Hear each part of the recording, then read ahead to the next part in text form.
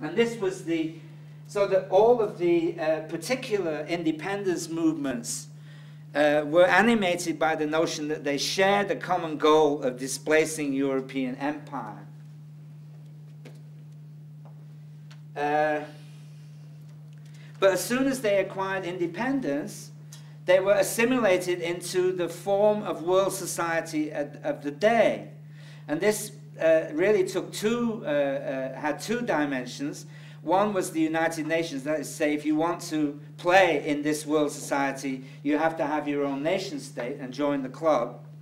And secondly, it was the Cold War. So these new nation states were drawn into the rivalry between the Russians and the Americans in these grand alliance structures.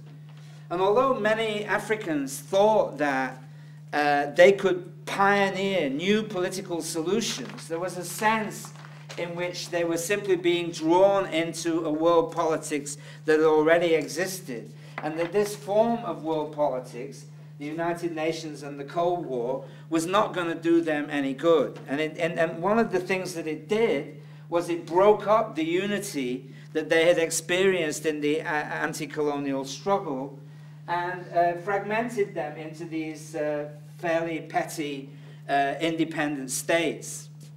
And Fanon's analysis is basically that these independent states are run by what he calls a national bourgeoisie, a national middle class.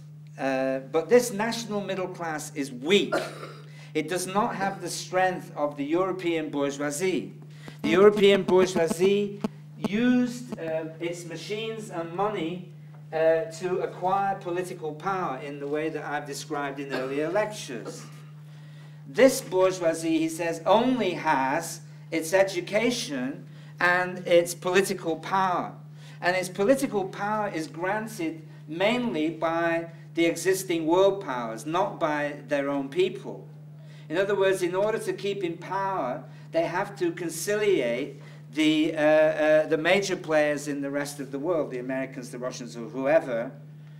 And in any case, their attitude to economy is kind of pre-industrial, because their economies are not industrialized, and they essentially live by looting whatever their political position can give them in the way of access to wealth that they can use to maintain their power.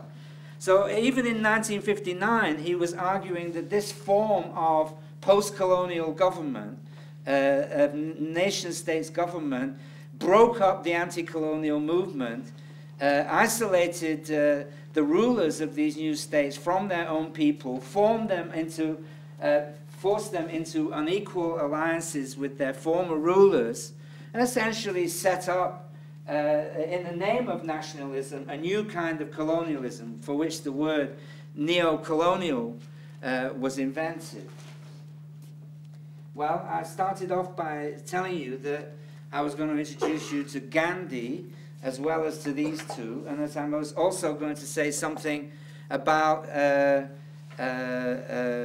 anthropology's contribution to the understanding of this process. There's still time for this, but next week I want to talk about the way in which the new relationship between rich and poor countries after the collapse of empire was constructed for a time as being one of development. That is, that the rich countries would help the poor countries, most of whom were these former colonial dependencies, to reach some more equal relationship to the world economy.